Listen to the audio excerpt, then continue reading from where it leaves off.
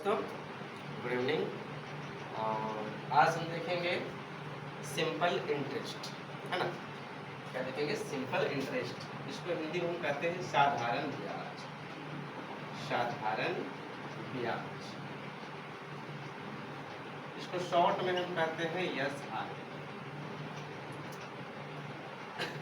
देखिए बच्चों, इसमें हमें मुख्य रूप से जानना है पहले मूलधन। मूलधन को हम इंग्लिश में कहते हैं प्रिंसिपल। इसको हम शॉर्ट में P से डिनोट करते हैं। प्रिंसिपल क्या है? मूलधन मतलब होता है अपना धन, है ना। जो अपना धन है, जैसे बैंक से हम कोई पैसा कर्ज पर लिए, तो जो पैसा हम लिए वो बैंक का कहलाया प्रिंसिपल। या हमने किसी व्यक्ति को कोई कर्ज दिया एक निश्चित समय के लिए, तो वो हमारा कहलाया मूलधन। और एक होता है समय, जिसको कहते हैं टाइम। दोस्तों, अभी जो नए हैं हमारे चैनल पर, जल्द से जल्द सब्सक्राइब कर ले। टाइम, है ना, इसे हम T से सूचित करते हैं।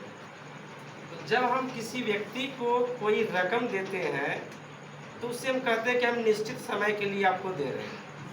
तो जो हमारा समय रहता है, एक निश्चित टाइम, है ना, वो हमारा समय है। और एक होता है दर,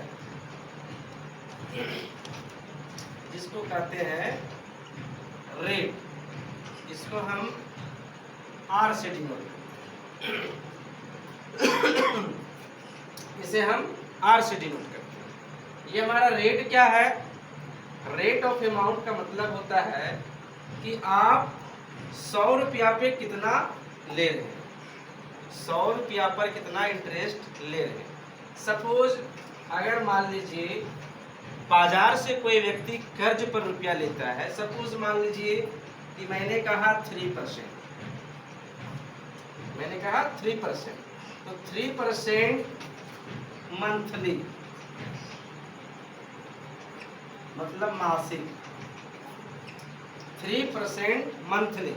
तो 3% मंथली का मतलब होता है कि हर 100 रुपया पर वो 3 रुपया इंटरेस्ट लेगा, एक्स्ट्रा पैसा लेगा। 100 रुपया पर 3 रुपये, 100 रुपया प्रति 100 रुपया पर 3 रुपया होता है। लेकिन ये तो हमारा मार्केट वैल्यू है। मार्केट वैल्यू में क्या होता है कि कोई 3%, कोई 2%, कोई 1%, कोई 5%। लेकिन हमारा बैंक का जो रेट होता है, इंटरेस्ट ऑफ रेट, वो अर्ली चलता है। अगर सपोज मान लीजिए कि मैंने कहा 7% ईयरली। ईयरली का मतलब होता है वार्षिक। यहाँ रेट ऑफ इंटरेस्ट क्या है? ईयरली है 7%। तो हमें जो अमाउंट मिला, जो रकम मैंने बैंक से लिया, तो वो 7% ईयरली लेता है, सालाना ब्याज लेता है। वही कहलाता है दर की 100 रुपया पर कितना वो इंटरेस्ट लेगा, वो हमारा कहलाया रेट। और एक होता है मिश्रधन, इसको कहते हैं अमाउंट। इसे हम A से डिनोट करते हैं, या फिर कैपिटल A से। तो एक निश्चित समय के बाद जो धन हम ब्याज के सहित, ब्याज और मूलधन और ब्याज के साथ जो अमाउंट हम भुगतान करते हैं, वो हमारा कहलाता है मिश्रधन। ब्याज के साथ में जो पैसा हम देते हैं वो कहलाया हमारा मिश्रधन। सपोज मान लीजिए कि मैंने किसी व्यक्ति को एक निश्चित समय के लिए 5,000 दिया था और उसका इंटरेस्ट हो गया 1,000। 5,000 मैंने दिया था और उसका इंटरेस्ट हो गया 1,000। तो टोटल जो अमाउंट हो गया 6,000, ये हमारा कहलाया मिश्रधन। ये हमारा हो गया मिश्रधन, मूलधन और ब्याज। तो हम देखेंगे, अभी सबका फॉर्मूला देखेंगे। निकालने के लिए जैसे साधारण ब्याज,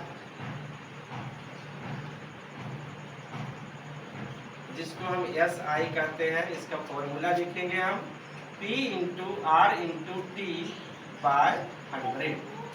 यहाँ P हमारा प्रिंसिपल है, R रेट है और T टाइम है।